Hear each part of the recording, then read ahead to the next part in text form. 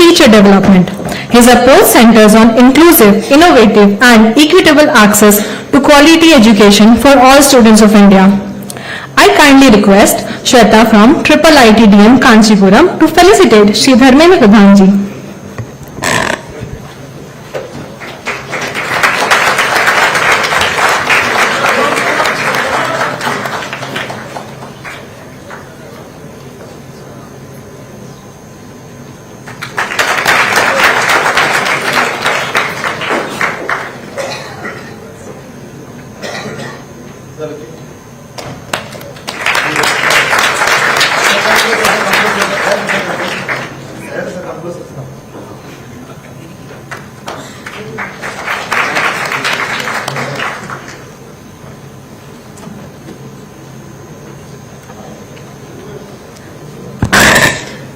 Thank you, Shweta.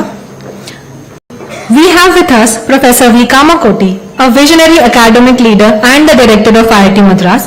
We also have with us Shri Akansha Varadeji, the national convener of Think India. It is my distinct honor to invite now Professor V. Kamakoti sir to enlighten us with his words.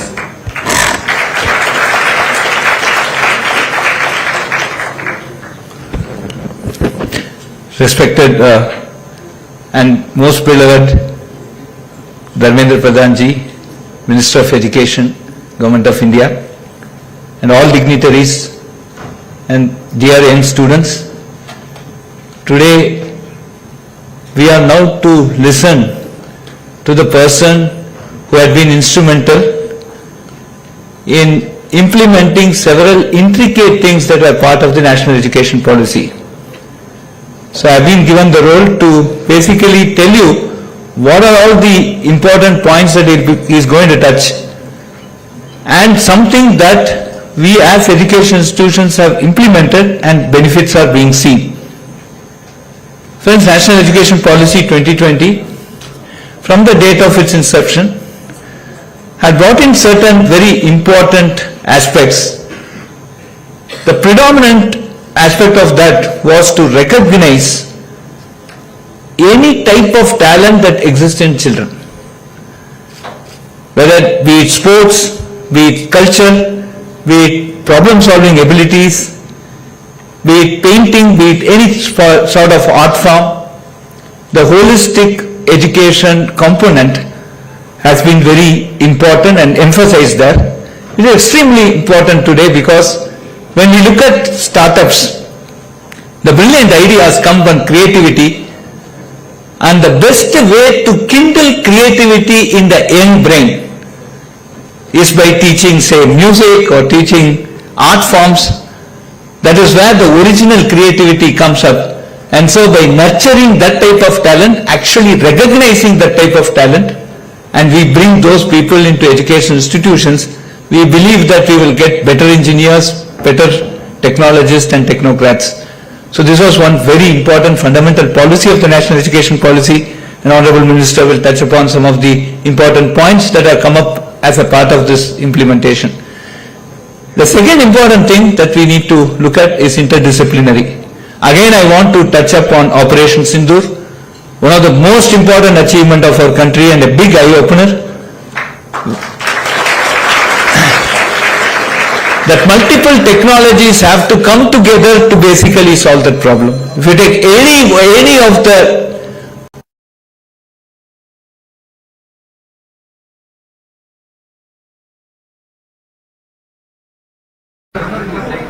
Sir, only one clarity, sir, about education.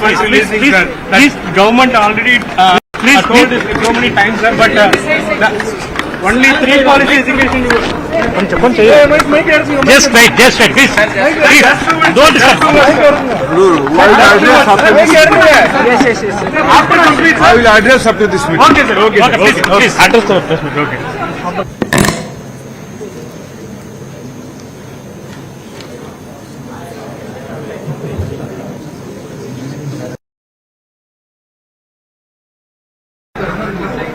Sir, only one clarity, sir, about education. Please, government already told this so many times, sir, but only 3 policy education. Just right, please. Please, don't disturb. I will address after this meeting. Okay, sir, okay, please, address the press meet, okay.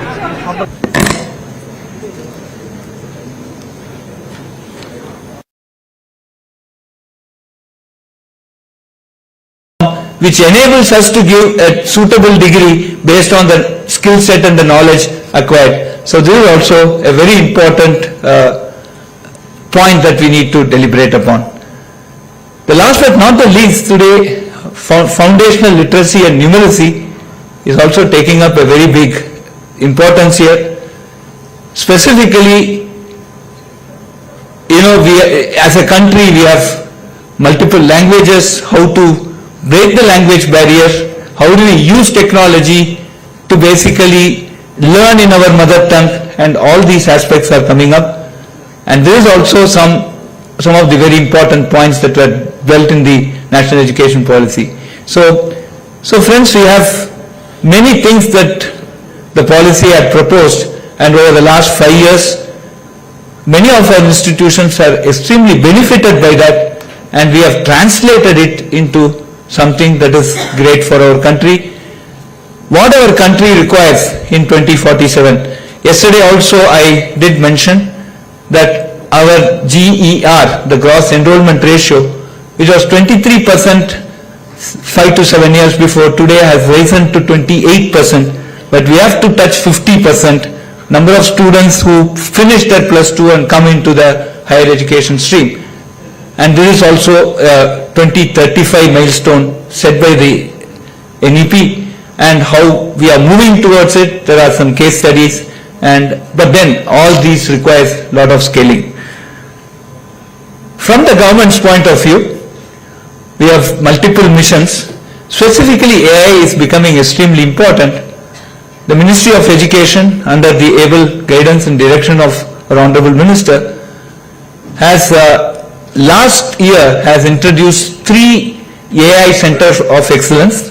One AI Center of Excellence in agriculture, another in sustainable cities, another in health.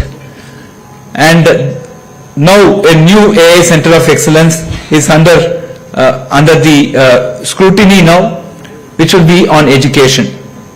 So this is the commitment of the Ministry of Education for spreading AI knowledge, encouraging AI research in very critical areas, and also trying to use AI for our education purpose. So this is also something extremely important, because today AI is becoming very prevalent, and there is a necessity for us to basically see that people get educated in AI. And I repeat, as I told yesterday, that AI will not take away jobs, but people who do not know AI will be at a disadvantage. So there is a need for us to basically get educated in AI, and there are multiple avenues that are now being created by the ministry for promoting AI in all these critical emerging sectors. The skill development and lifelong learning is also important in this context, because today a person actually working at a very senior position in the industry has to equip him or her in AI to continue the job more successfully.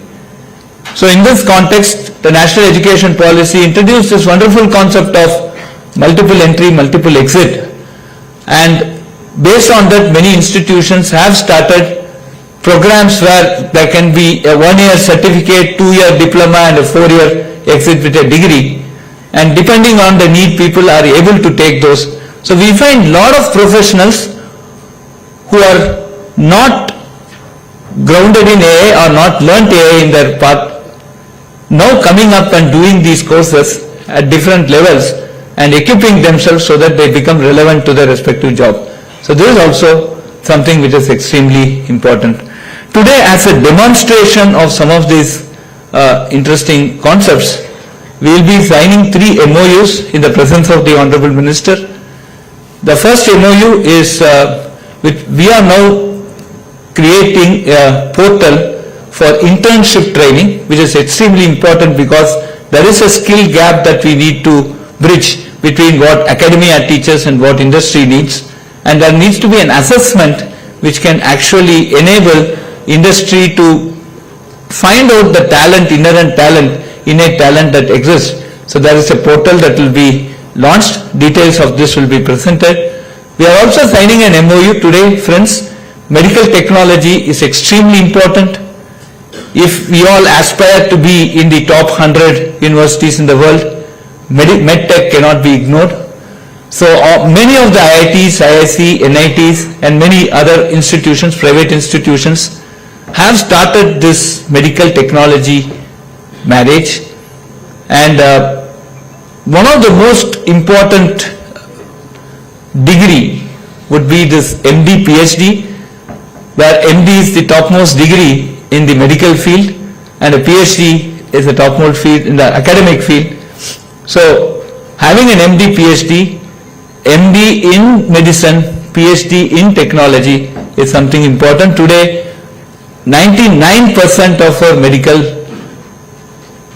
medical equipments and medical drugs are imported, and we need to have an import substitution for that for those technologies. And I think this interdisciplinary effort is again yet another output of the national education policy. So we have all these and of course innovation and entrepreneurship. Viksit Bharat 2047, as envisaged by our Honorable Prime Minister, will be a product nation, must be a startup nation. So we are growing in the number of startups across the country. So we'll be launching a portal which actually covers the startups so that people who are interested in funding, interested in technology adoption can come to a single point and look at all our startups. So there is an effort that has been taken up. So there will be an MoU that will be signed in this regard. Details of this will be presented shortly. So friends, we are in for a very important and very exciting session, and we have the Honorable Minister here. So let us make use of this 1 hour that is available to us to look at, to think about, to see what is it that we can all do, because in 2047 all of you youngsters here are going to lead our nation. Let us focus ourselves, let us find out what we can do and start the journey in a very focused, coordinated manner. Thank you very much. I now request Rudra to basically introduce the MoUs and then we will do the exchanges. Thank you.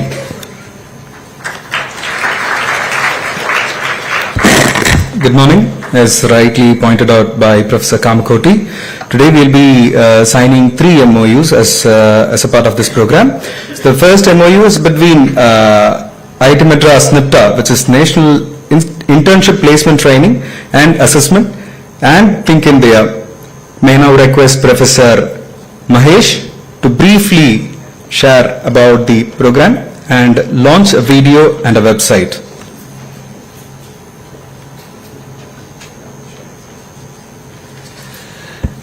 Namaskar, my respects to the Honorable Minister, and welcome everyone to IIT Madras.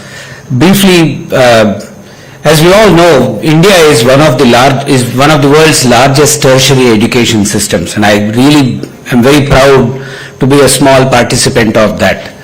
One of the sort of friction points in this whole process of the students graduating out and getting absorbed into the industry is the idea of the last bit of finishing training and a credential, an assessment that an industry person can easily understand, absorb and hire. So NIPTA, National Internship Placement Training and Assessment, is designed exactly to serve that purpose.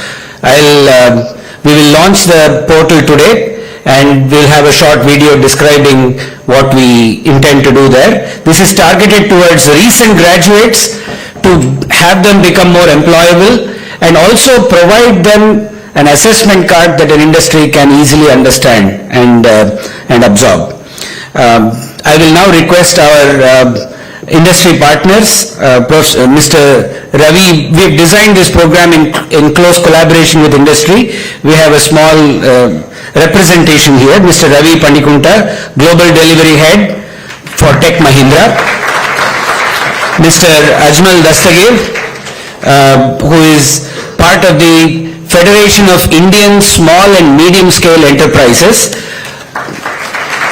I'll also request Professor Shrikant Vedantam, who is the chair of the board of IIT Madras Shastra, which is responsible for this, to come on stage.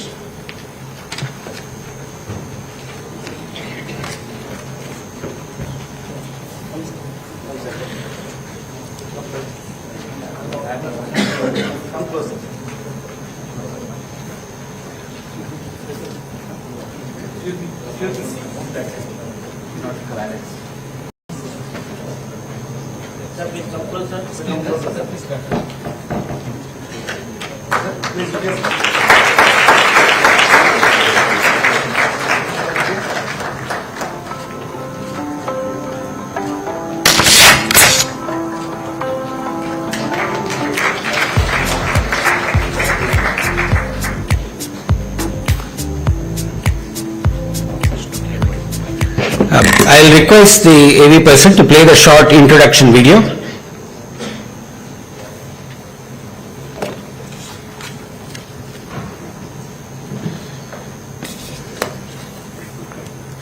What if one program could train you for employability and help you assess your strengths and weaknesses, empowering you to face recruiters across India?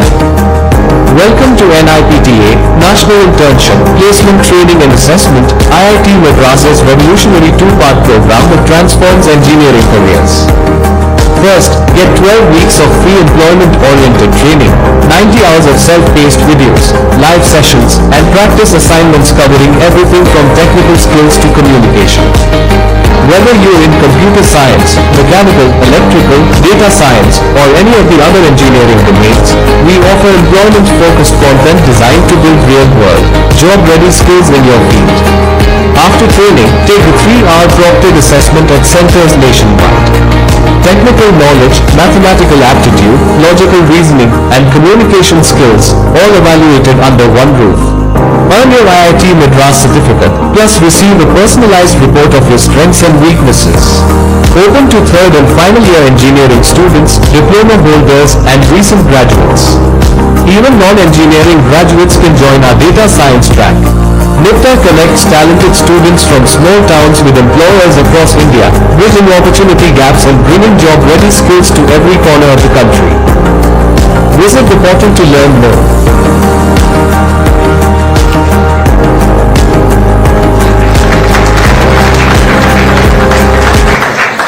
We're now going to exchange MoUs with Think India, and we are very happy that this is the first MoU we are signing from IIT Madras Shastra and NIPTA.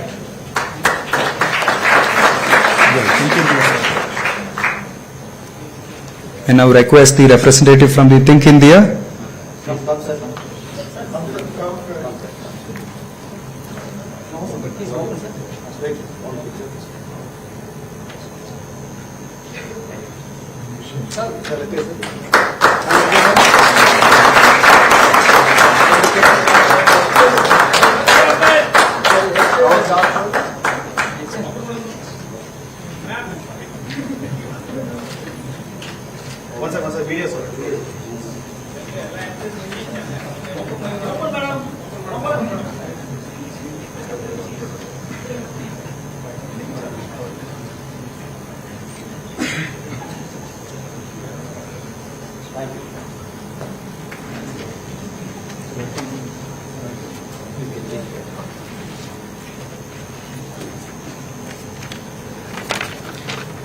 Thank you. The next MoU is between IIT Madras and Chettinad Hospital and Research Institute to launch a joint MS and PhD program.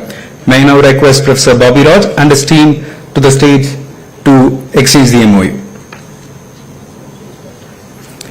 So this initiative aims to nurture medical scientists equipped with expertise in advanced technology, data science, artificial intelligence, medical research methodologies, translational science, and clinical innovation, thereby enhancing patient care and outcomes.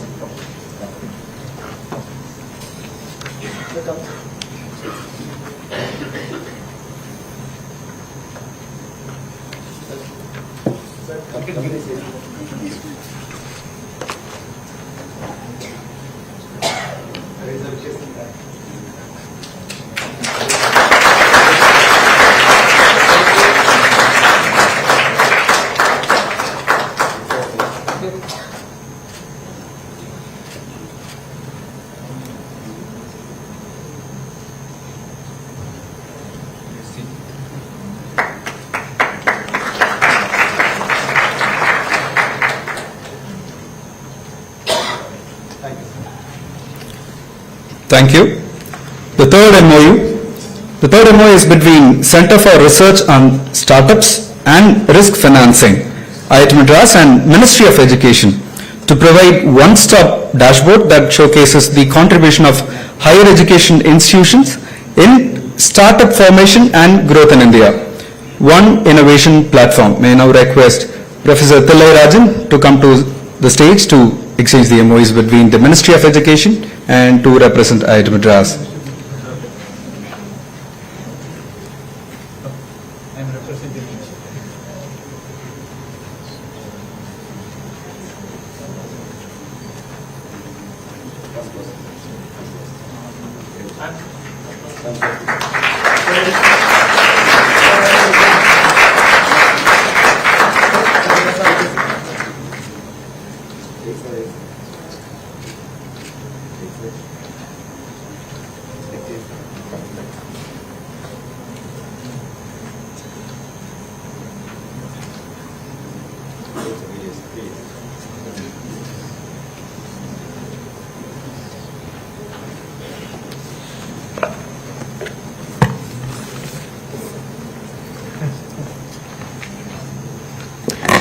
Thank you, everyone. Now I have the honor to invite our esteemed guest,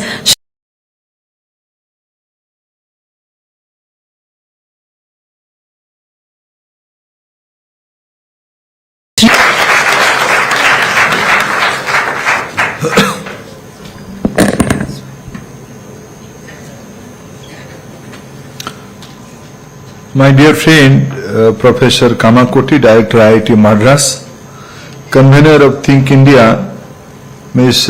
Akanksha Warde, dignitaries, young students, professors from different institutions, from IIT Madras, and friends from media. I am very much thankful to the leading think tank, young think tank of our country, Think India, for inviting me to participate in the two-day conference, two-day deliberation in the banner of Dakshina Panth, the southern path.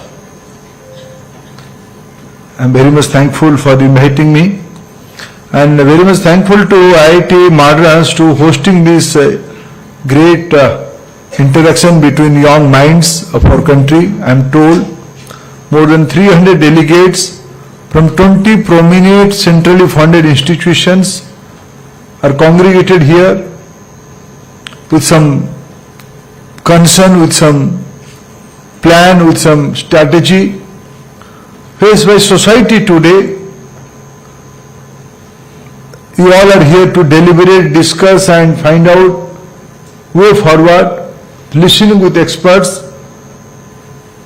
Yesterday also some prominent social scientists, social authority came to address all of you. You also participate through interaction. And today, few of them have already spoken and few of them will speak up to the concluding session. Friends, it is my fortunate to interact with a young, committed group. I personally believe change, evolution, all these are continuous things. And who are the catalysts of this change and evolution?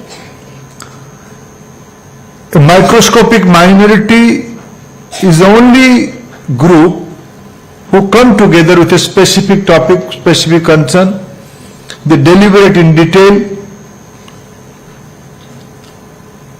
analyze the challenge, analyze the situation, and they start creating new pathway.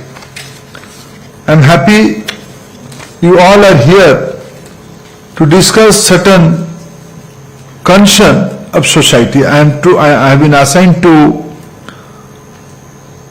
put forth some issue, put forth some concern, raise some concern, how as a government, how as a system we are taking forward this challenge to implementing National Education Policy 2020. Friends, I will give some little bit background. Today, the student community in country, formal student community in the country is around 30 crore.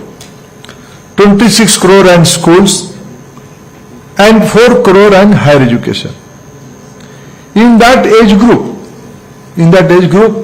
I believe there is no formal counting of that institutions or that age groups, because GR at class 1 level is almost 100% today. But when they are coming up to standard 12, around 30% students are not continuing up to standard 12, and that by that time there is substantial number of dropouts. All students are not joining colleges, not joining diploma institutions. Some of them are going to ITIs, some of them are going to skill forces, skill centers, and many of them are going to workforce. Little bit education, little skill, maybe zero skill. Due to socio-economic condition, they are compelled to join the workforce. If I put these two numbers together, 30 crore formal students and around 10 crores of youngsters, those who are either in other kind of institutions and in the workforce, in that age group. National Education Policy is a philosophical document to achieve the target of Vikasit Bharat by 2047, by next 2 decades. In each and every recommendation of NEP is very fundamental and very in the clarity of the recommendation we have to implement in toto National Education Policy. Some of the points mentioned by my dear friend Kamakoti ji, in school education we are going for a paradigm shift of our textbooks. If I cite 3 examples, what is the why I say this is a paradigm shift? Till now, our education system was examination centric, certificate or degree centric. Prime Minister Modi rightly said, we need degree and certificates, but we need competency. One of the primary recommendations in NEP 2020 in school education is skill-based education. For the first time, from standard 6 onward, skill will be a subject in our curriculum. Previously, skill was optional, skill was elective, but henceforth skill will be the formal part of education as a subject. Number 2, just now I met a group of students, those who joined IIT Madras. I am very much thankful to Kamakoti and his team to create a framework for joining, to facilitating special talent students, those who are qualified JEE Advanced, but somehow due to their sports activities, due to their music engagement, due to their focus on Olympiad kind of thing, they could not do, because they couldn't get time to memorize the things. So they could not come to the higher bracket of the rank. But with this progressive policy recommended by NEP, lot of talents from sports, talents from music, talents from special ability, They are now joining in the IIT with their choice of subjects. Looking into that, in the school education, we have created framework for sports, art education, like skill education. I think this is the primary paradigm shift recommended by NEP in the school education. Number two, giving emphasis on language. Because friends, I am a Odia. Now, this AI, what are the practical implications of AI? One of the implications of AI is translation, language conversion. As a Odia, I am speaking in English but I am thinking in Odia. My human intelligence, my HI, is facilitating me to think in my mother tongue. There are two parts of the thing. One part is communication, one part is thinking. For communication, we may have learned many languages. We may learn English, no problem. We may learn Mandarin. We may learn Hebrew. If you have to go to DevTech to tie up with some Israel company, we have to learn Hebrew. So there is no problem in learning multi-language. I would like to learn Tamil because Tamil is a vibrant thinking society where Sangam literature is mentioned, Tirukkural is written, and a very vibrant and agrarian economy, innovative economy, innovative population. I have to learn Tamil. But to understand the thing, I have to learn my mother tongue. To analyze the problem, to find out solution, I have to understand the challenge. I have to understand find out the problems. I have to find out the solutions. For that, I have to proficient in my own mother tongue. So NEP is recommending for proficiency, for understanding, for critical thinking, you have to be mastered in your mother tongue. For communication, for the marketplace, for the business, for the trade, you may learn another language. Those willing to be critical learning, critical research and development, for innovation, they have to be proficient in their mother tongue.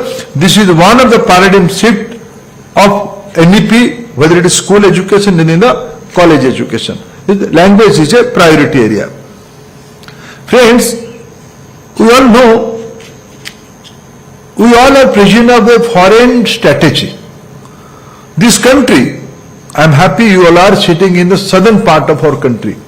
Because if we go by thousands year history of our country, this country is a big huge phenomenal civilization. We have our own root and backgrounds. But due to continuous invasion, in northern part we could not hold some basic things. Now we are recreating all these things. Sri Ram temple at Ajodhya is one among the example, one of the sign of that recreation of our civilizational glory. But you all are fortunate in the southern part.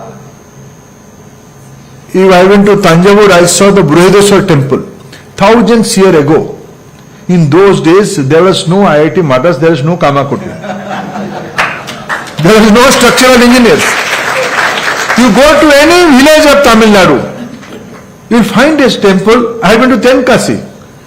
Just imagine, I think Tenkasi to Kasi might be 3,000 kilometers or 2,000 kilometers. But there is similarity. This is a civilizational link. Kasi and Tenkasi. Both are Shiva Mandirs. Both the society is Shaivites. This is the cultural link. In those days, thousands years ago, you people, southern part is little bit saved due to this geographical situation and due to strength of this society. Somehow you could uphold the civilizational route till now. So you all are fortunate to sit and here to look into the challenge of 21st century in the Dakshina Pantha. Rightly you have named this as Dakshina Pantha Summit. This summit will certainly going to create a new landmark for our intellectual thought process of our country. Coming back to NEP, rightly Kamakoti mentioned about the interdiscipline of education. And Happy Kamakoti is smart, he's not only a professor, he's a diplomat, he's a policy framer. He took the opportunity, he hosts Dakshina Pantha for the Think India, but he took price of that. Using this platform, he has signed 3 MoU. This is smart management. In one of the MoU, what did he do? Tie up with a prominent medical institution and IIT Madras to create a dual degree, MD and PhD. What they will do? What they will do? They will find out solutions for public health. This MoU may create a new Western in our country. This can create a meditech industry and ecosystem in this part of country. Now crime has come. This national education policy, just now I met a young group of students, those who are participants of BSc data science online students. Before 2023, this system was not there. On 23 onward, I think this is the 3rd batch. You took admission of 3rd batch, BSc data science. A boy from rural part of Tamil Nadu studying in a very small college in commerce degree now will join IIT Madras in the course of data science. He or she will have a dual degree, 1 degree in her own commerce college in the native of Tamil Nadu and an IIT Madras degree of BSc data science. I met a girl, I asked her, what do you do? She said, I will be authority of data analytics. Yes, I feel proud. The GCC are coming. GCC are coming. She may be run her own GCC on the data analytics of the global requirement. This is the outcome of NEP 2022's multidisciplinary models. And I congratulate the today's MoU. We may surpass John Hopkins. Someday this collaboration may surpass John Hopkins' finding. This is the recommendation of NEP 2022. And you say credit framework. How do I see? How do I relate this thing to 2047's developed India's target? How I feel? Friends, if you go by